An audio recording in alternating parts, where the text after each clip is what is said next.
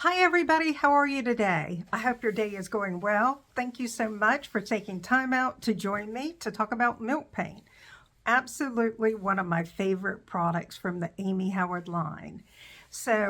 As you jump on, please let me know where you're tuning in from. My name is Patricia Skelton. I'm an artist in residence for Amy Howard, and I live in North Carolina.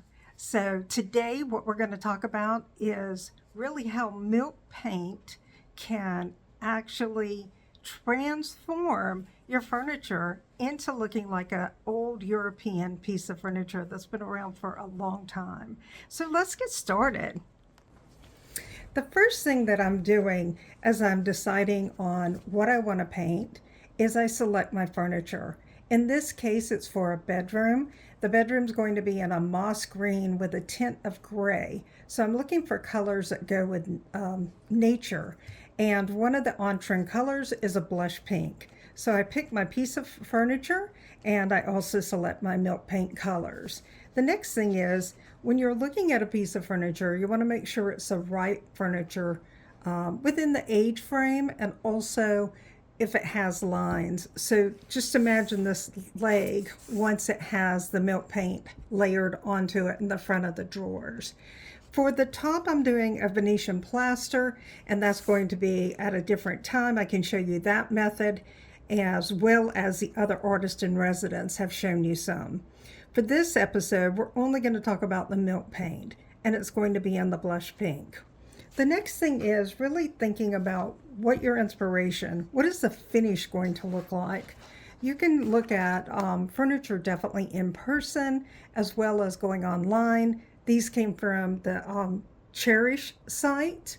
What I loved about this is you can see the aging in it, and the aging, of course, has all these layers of milk paint, and it looks as if everyone's sort of stuck within that same frame of a rose. And it's just absolutely beautiful how the colors uncover. The other piece is grounding it with a little bit of a brown tint. So I love this piece as well. And I'm going to do a combination of these two looks. On the Cherish site, you'll also find close-up pictures. So they really want to make sure that you can see all the details of what you are getting before you make your purchase. This one, of course, is great for when you want to remake an old piece of furniture. It shows you paint markings as it faded away, sort of with a paint splash. You can see fly specking on here, and just how the paint itself has just come off within the age, leaving this beautiful finish. So products that we're going to be using, I always start with clean slate if I'm using a piece of furniture that's already been painted or stained. Clean slate is the best product I have found to prep your piece of furniture. It doesn't strip, it cleans, but what it has in it as a cleaner, it will remove the wax and grime that have been built up over the years. So when you're looking at vintage and antique furniture to redo, this product is definitely a must-have for your studio. I love it. It also will give you a dual purpose with that. This is fantastic for cleaning wax out of brushes. The next is going to be a one-step paint. This is chalk paint. So it's one step because what it allows you to do, it gives you a primer and a paint all in one step. You may need 2 coats. A lot of times I find I only need one. Even with this being a light base, I only needed 1 coat. This is Bella's Blush. And I want to pull it up so you can see just how gorgeous that pink is. It's such a light blush pink. It's gorgeous. The next thing we're going to do is now we have prepped and gotten ready, and we are ready for our milk paint application. So I have 2 colors that I have chosen. Definitely you can pick more than 1 color. You can pick 2 or 3, but you want something where it shows the variation of the colors. This is called Toulouse Rose, and it's a beautiful pink. Now I want you to really pay attention to what color you're seeing in the dry form, because when we wet it, it's going to change, and dry will come back to this state. The color we're going to put on top of it is Venetian brown. Look at how beautiful that is. And the combination of these two colors are absolutely perfect for this piece. The next thing in the step of milk painting is the magic of antiquing glaze. I have not found anything else like this. This is a thin glaze, not a thick glaze. She has glaze over.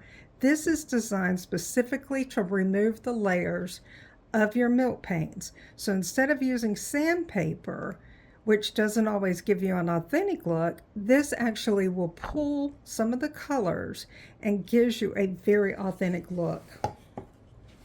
After you've done that, milk paint does need to has a sealer on it because it's a beautiful finish, but it needs something to protect it. I've had pieces of furniture around my home that I've done 3 years ago, and as long as you maintain it, my finishes still look like the day that I did them. This is a puck wax, so it's thick. It also has a light tint to it, so it gives it even more aging when you use your antique wax. And then the last step in the process is going to be adding your dust of ages. Dust of ages sounds exactly what it is over the years, you've accumulated some of the dust in any of the crevices and the paint. And it just really is so beautiful when you put all of these elements together. So let's get started. The first thing you want to do when you're putting together a piece of furniture, you want to start with a sample. Your sample allows you to ensure that you have the right colors, that you have the right finish, that everything is going to be the way you want before you lay out your furniture piece. So I want you to be able to see all the elements that we talked about before, and you can start to see that within the sample. What we're going to start with is a piece of plywood. This is Luan. It's very thin, and so this is perfect for just testing and trying out elements. We already had talked about what is our first step. It's going to be the one step, bellows blush. You prep the night before by turning this upside down, and then you want to stir it. Chalk paint is very similar to what you're used to painting with. It's a thick base paint. And it goes on, look at it, it's so smooth. This is absolutely a beautiful color, and it's a beautiful paint. And you can, once I get it on, then you want to pull and move in the grain, the direction of your grain. Okay.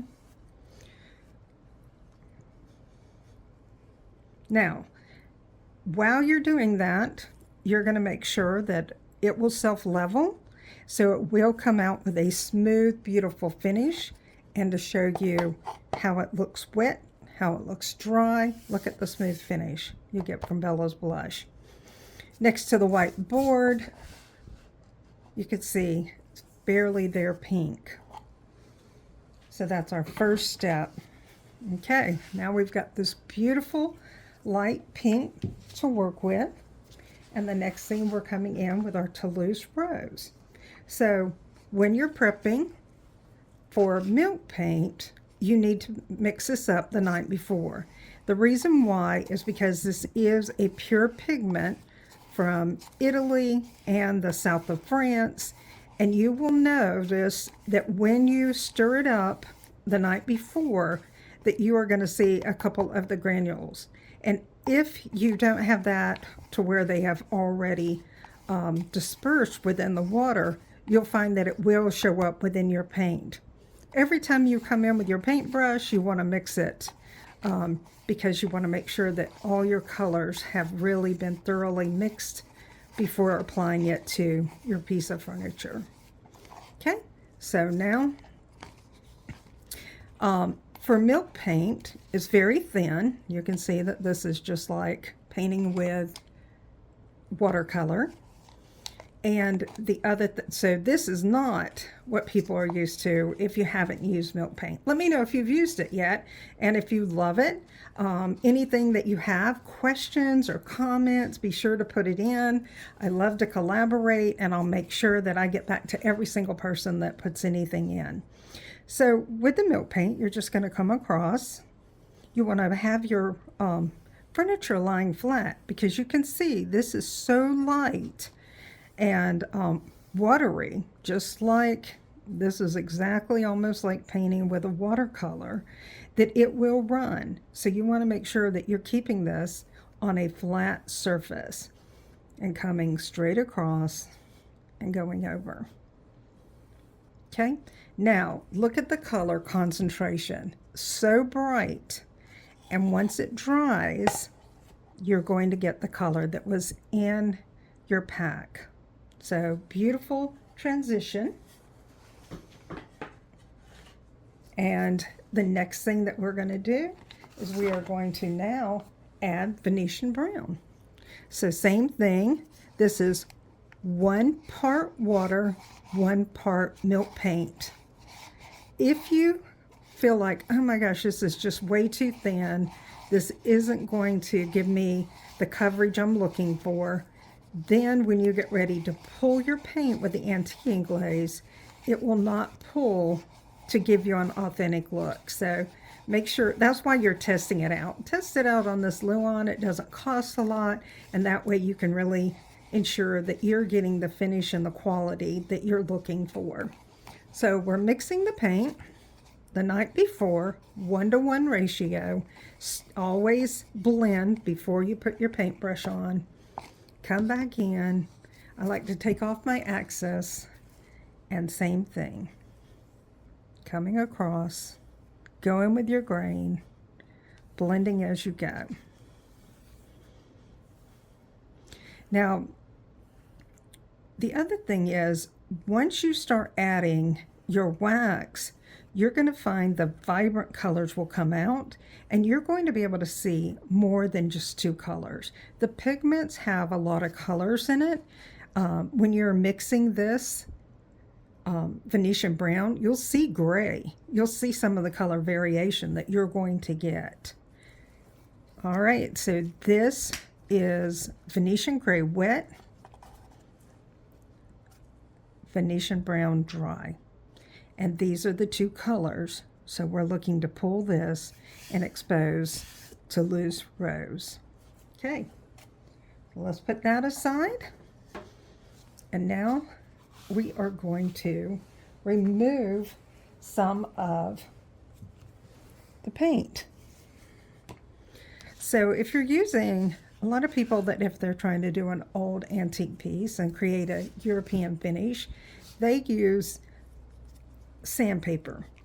What Amy's products have designed to be is being able to use antiquing glaze. So you're going to use a seaweed sponge. You can see it's pretty tough here. And then you're going to put it in to water.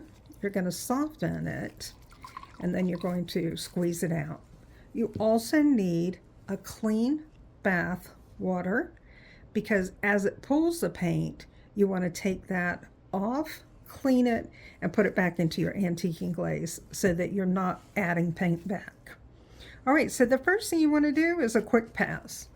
You also want to make sure that when you're working with your antiquing glaze is that you're not moving in straight lines.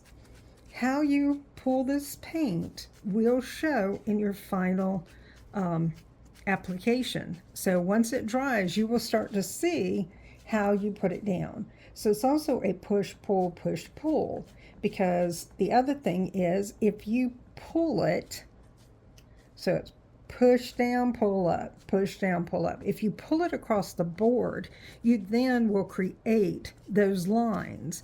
If you whatever you're doing with the application, it will show. So first pass, let's see how much we removed.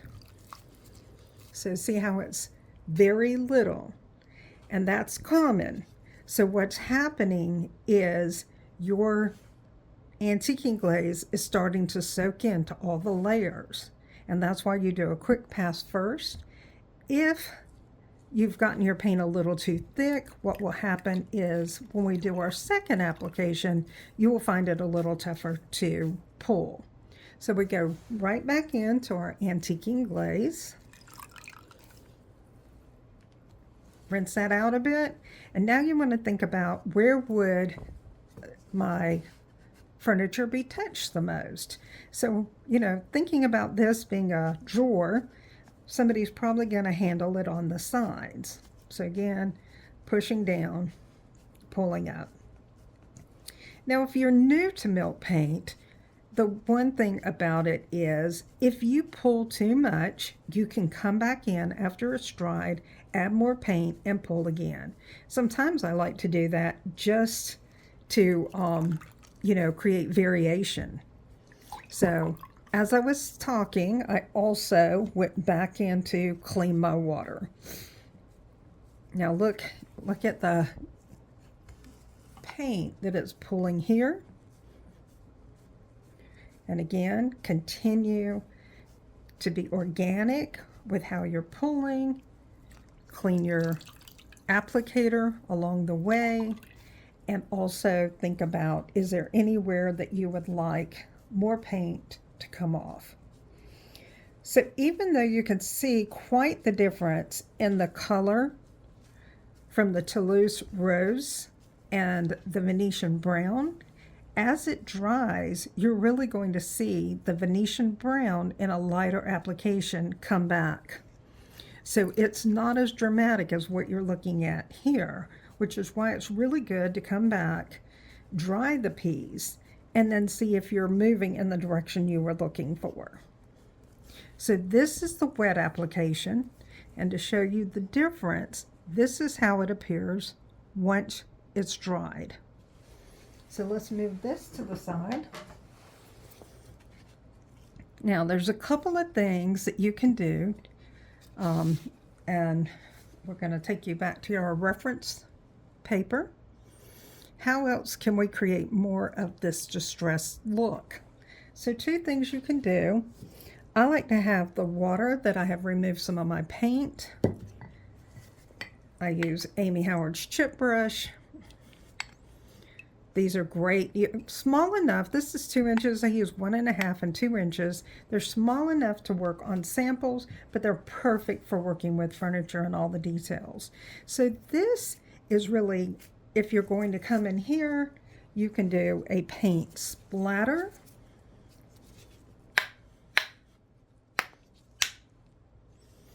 And this will create a watermark right in here.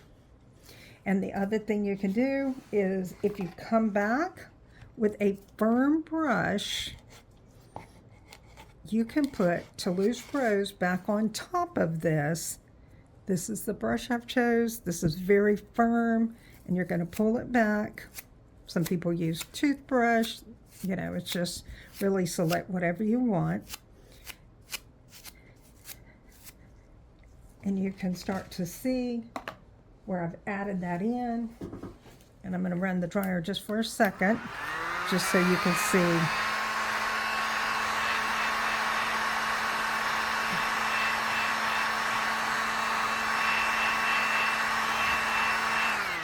Okay, so you can start to see how light this is, and then these will darken up.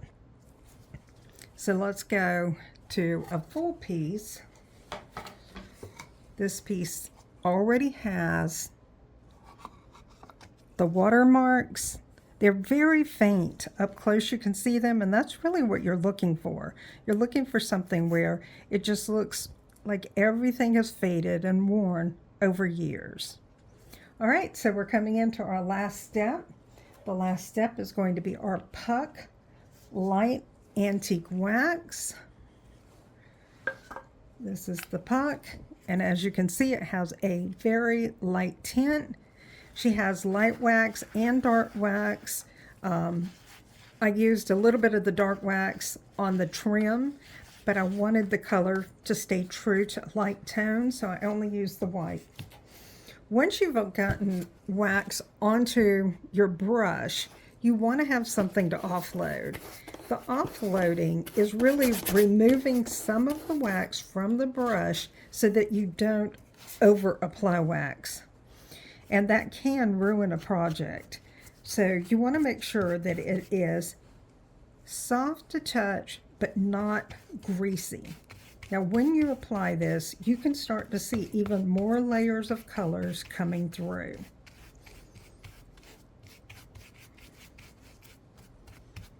And then even around the edges, a dark wax would be beautiful with that as well.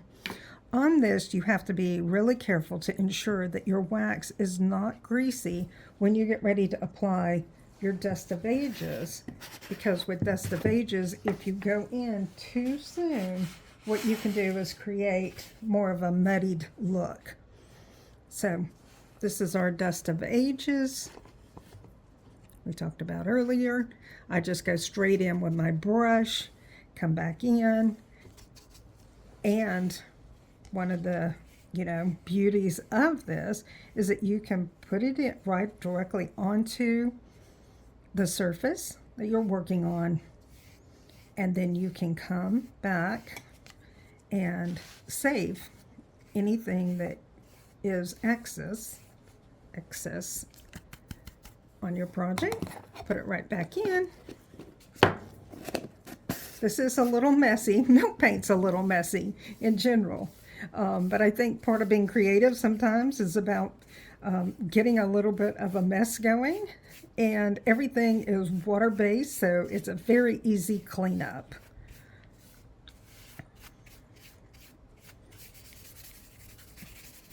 Adds a bit of a gray, and then the last thing you're going to do, you're going to take your lint-free cloth and you're going to pull back your Dust of Ages.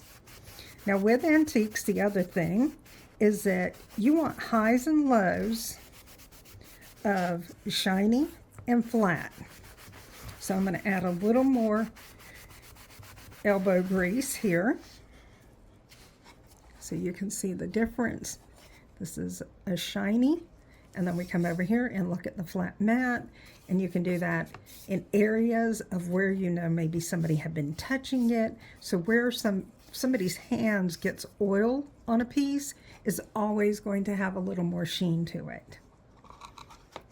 All right, and I hope you enjoyed the demonstration, and I'm going to go ahead and remove you from the phone stand and show you the piece that I prepared for you.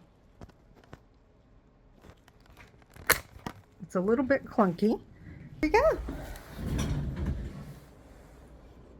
Here she is, Bella's Blush, Toulouse Rose, all her glory.